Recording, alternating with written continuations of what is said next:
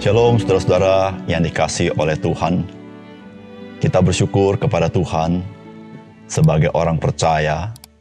Bukan saja kita mengenal Tuhan, tetapi lebih daripada itu, Tuhan mengenal kita sebagai miliknya. Saudara, itu sebuah jaminan yang pasti di dalam kehidupan kita. Salam jumpa dalam program Tuhan adalah Gembalaku. Saudara pernah mendengar kata kemenangan semu? Yang dimaksud kemenangan semu adalah bukan kemenangan yang sesungguhnya. Saudara, ketika seseorang berbuat jahat dan tidak ada yang dapat menjeratnya, maka orang itu akan merasa dia menjadi orang yang menang. Saudara, inilah kemenangan semu. Karena saudara, Tuhan melihat. Dan Tuhan tidak akan membiarkan.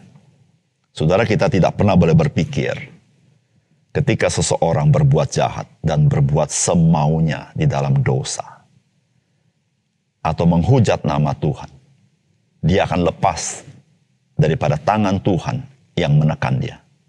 Saudara, tidak ada dosa yang tidak berada di bawah hukuman Allah. Saudara, sebagai orang percaya, kita hadir di tengah-tengah dunia ini bukan bertugas untuk menghakimi orang, tetapi kita dipanggil Tuhan menjadi saksi Kristus, supaya orang-orang dijerat oleh dosa boleh dilepaskan oleh kuasa daripada darah Tuhan Yesus. Saudara, inilah yang Tuhan inginkan kepada kita, supaya banyak orang boleh menjadi milik Kristus, dilepaskan daripada kuasa si jahat, sehingga membawa kemuliaan bagi nama Tuhan. Saudara, mari kita membaca 1 Samuel pasal yang ke-6. Setelah 7 bulan lamanya tabut Tuhan itu ada di daerah orang Filistin, maka orang Filistin itu memanggil para imam dan para petenung, lalu berkata kepada mereka, "Apa yang harus kami lakukan dengan tabut Tuhan itu? Beritahukanlah kepada kami bagaimana kami harus mengantarkannya kembali ke tempatnya." Lalu kata mereka, "Apabila kamu mengantarkan tabut Allah Israel itu, maka janganlah kamu mengantarkan dengan tangan hampa, melainkan haruslah kamu membayar tebusan salah kepadanya. Maka kamu akan menjadi sembuh dan kamu akan mengetahui mengapa tangannya tidak undur daripadamu." Sesudah itu bertanyalah mereka, "Apakah tebusan salah yang harus kami bayar kepadanya?" Jawab mereka, "Menurut jumlah raja-raja kota orang Filistin, 5 borok emas dan 5 tikus emas.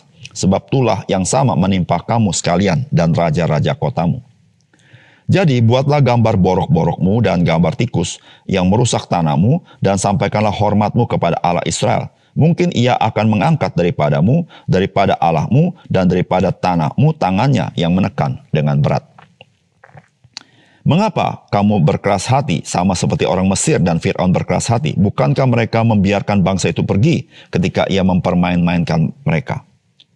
Oleh sebab itu, ambillah dan siapkanlah sebuah kereta baru dengan 2 ekor lembu yang menyusui, yang belum pernah kena kuk. Pasanglah kedua lembu itu pada kereta, tetapi bawalah anak-anaknya kembali ke rumah supaya jangan mengikutinya lagi.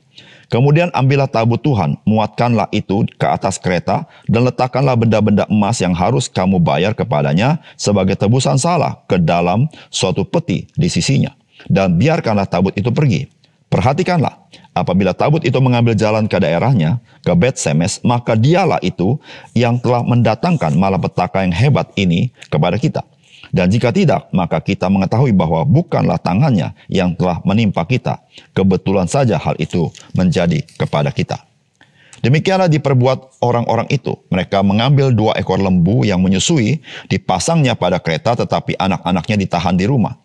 Mereka meletakkan tabut Tuhan ke atas kereta, juga peti berisi tikus-tikus emas dan gambar benjol-benjol mereka. Lembu-lembu itu langsung mengikuti jalan yang ke Bet-Semes, melalui satu jalan raya sambil menguak dengan tidak menyimpang ke kanan atau ke kiri, sedang raja-raja kota orang Filistin itu berjalan di belakangnya sampai ke daerah Bet-Semes. Orang-orang Bet-Semes sedang menuai gandum di lembah. Ketika mereka mengangkat muka, maka tampaklah kepada mereka tabut itu. Lalu bersukacitalah mereka melihatnya. Kereta itu sampai ke ladang Yosua, orang Bet-Semes itu, dan berhenti di sana. Di sana ada batu besar.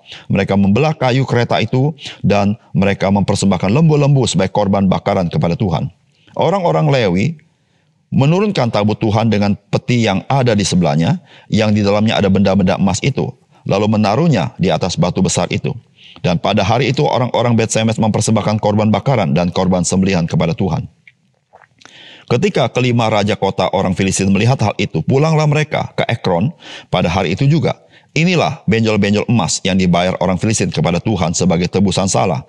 Dari Asdod 1, dari Gaza 1, dari Askelon 1, dari Gad 1, dari Ekron 1. Lagi tikus-tikus emas menurut jumlah segala kota orang Filistin, kepunyaan kelima raja kota itu, baik kota-kota yang berkubu maupun dusun-dusun sekitarnya. Dan batu besar yang di atasnya diletakkan mereka tabut Tuhan di ladang Yosua, orang Bet-Semes itu adalah saksi sampai hari ini.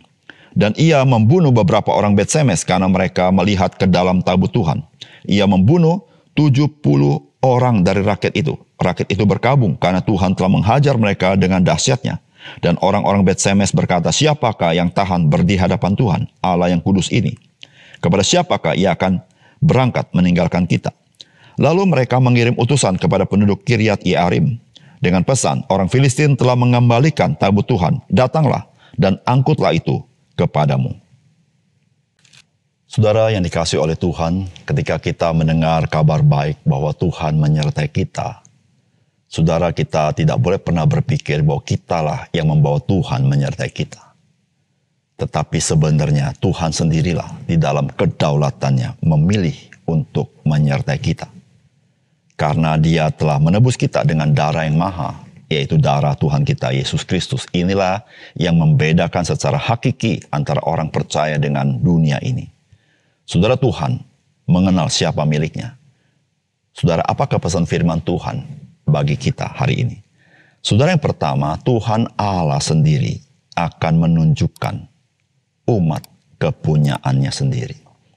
Saudara, firman Tuhan berkata, lembu-lembu itu langsung mengikuti jalan yang ke Bet-Semes melalui satu jalan raya sambil menguak dengan tidak menyimpang ke kanan atau ke kiri, sedang raja-raja kota orang Filistin itu berjalan di belakangnya sampai ke daerah Bet-Semes. Saudara, daerah Bet-Semes adalah daerah yang terdekat dengan kota daripada kota orang Filistin. Itu adalah kota orang Israel. Saudara, tabut perjanjian Allah ditaruh di atas kereta, lalu digiring, dibawa oleh lembu-lembu. Raja-raja kota orang Filistin berada di belakang kereta mengikutinya, memberitahukan kepada kita bahwa kereta itu berjalan, dipimpin oleh lembu-lembu itu. Tetapi saudara perhatikan, bahwa kereta yang dibawa oleh lembu-lembu itu tanpa dipengaruhi oleh orang, saudara, kereta itu mengarah menuju kepada kota Bet-Semes, tidak kemana-mana. Saudara di sini memberitahukan kepada kita bahwa Tuhanlah yang berjalan, yang membawa tabut perjanjian Allah itu kepada umat kepunyaannya sendiri.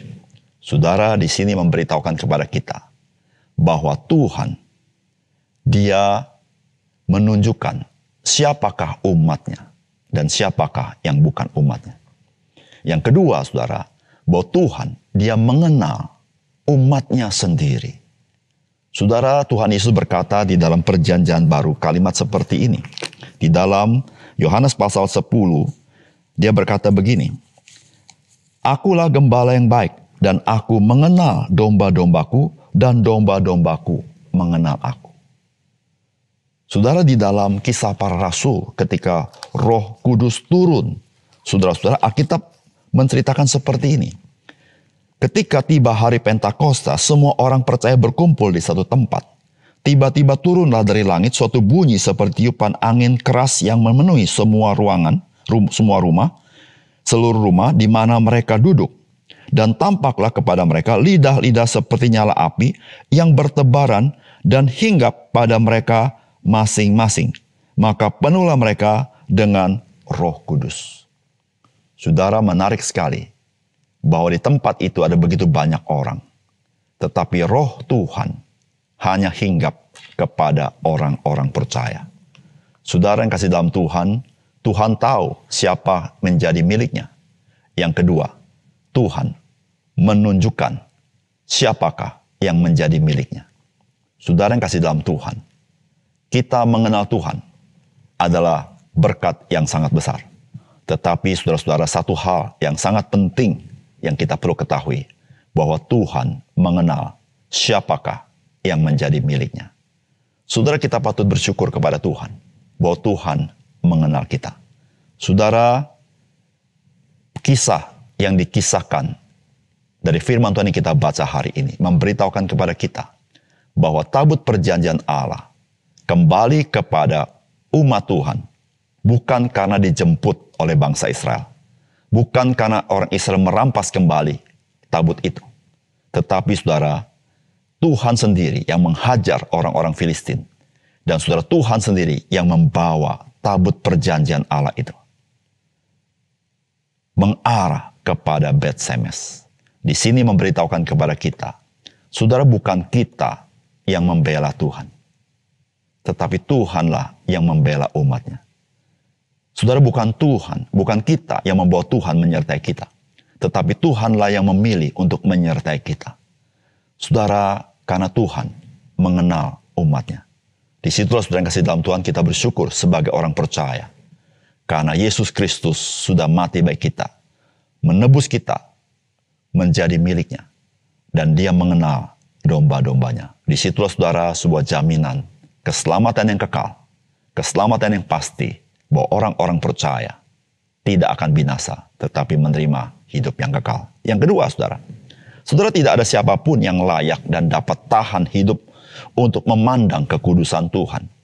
Saudara, firman Tuhan berkata, dan ia membunuh beberapa orang Bet Semes karena mereka melihat ke dalam tabut Tuhan. Ia membunuh 70 orang dari rakyat itu. Rakyat itu berkabung karena Tuhan telah menghajar mereka dengan dahsyatnya. Dan orang-orang Bet Semes berkata, siapakah yang tahan berdiri di hadapan Tuhan Allah yang kudus ini? Kepada siapakah ia akan berangkat meninggalkan kita?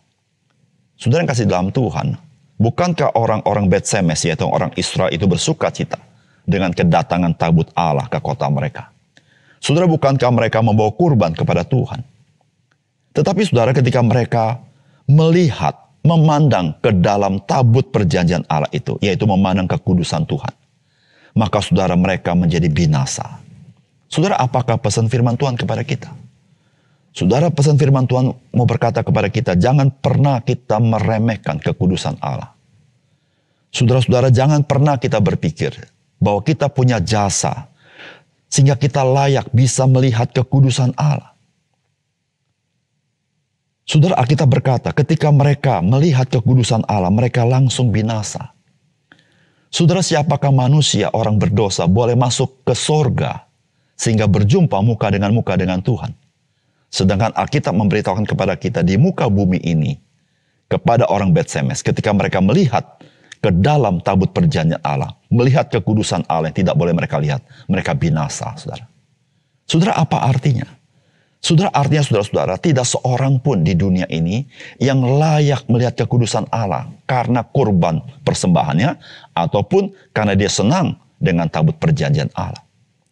Saudara, Alkitab memberitahukan, hanya satu cara engkau boleh melihat kekudusan Allah, yaitu ketika engkau dibasuh oleh darah anak domba Allah. Saudara, Yesus Kristus adalah Allah itu sendiri. Dan dia datang ke dalam dunia untuk menyatakan Allah kepada kita. Dan dia ada di tengah-tengah kita untuk menyatakan kemuliaan Allah. Saudara, ketika kita berbicara tabut perjanjian Allah, maka kita tidak boleh lupa. Di atas tabut itu ada yang disebut dengan tutup pendamaian. Yang di atas tutup pendamaian itu ada dua kerub yang sujud menyembah. Saudara, orang Israel tidak boleh melihat ke dalam tabut perjanjian Allah. Saudara, di atasnya ditutup oleh tutup pendamaian. Saudara, tutup pendamaian itulah saudara-saudara yang menyelamatkan orang Israel ketika mereka melihat tabut perjanjian Allah. Saudara, tutup pendamaian itu adalah korban Yesus Kristus di atas kayu salib. Saudara, Kristus menjadi tutup pendamaian bagi seluruh dosa-dosa kita. Sehingga saudara, ketika kita memandang kepada Kristus, memandang kekudusan Allah, karena dia adalah tutup pendamaian, maka kita tidak binasa. Disitulah saudara, sebagai orang percaya kita bisa masuk menghadap hadirat Tuhan, kita bisa masuk ke surga, memandang muka dengan Allah kita. Saudara yang kasih dalam Tuhan, jangan pernah kita menganggap remeh karya Kristus di atas kayu salib bagi kita. Jangan kita pernah anggap remeh kekudusan Tuhan.